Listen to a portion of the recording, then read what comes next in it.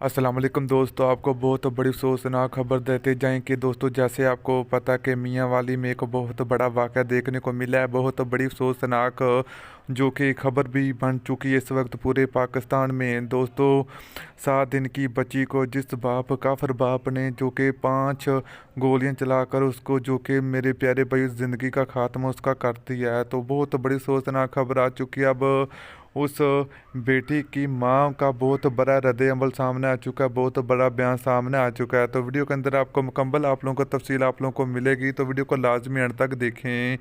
तो चलिए मेरे प्यारे भाई आप लोगों को बताते चलें कि उस बेटी की माँ रोती रही जो कि मगर उस दरिंद्राग बाप ने उसको कहीं का नहीं छोड़ा। मेरे प्यारे भाई उसकी आंखों के सामने उस काफिर बाप ने अपनी 7 दिन की बेटी पर जो कि 5 गोलियां चलाकर उसको कत्ल कर दिया। तो ये पूरे पाकिस्तान में टॉप 10 वीडियो बन चुकी है और न्यूज़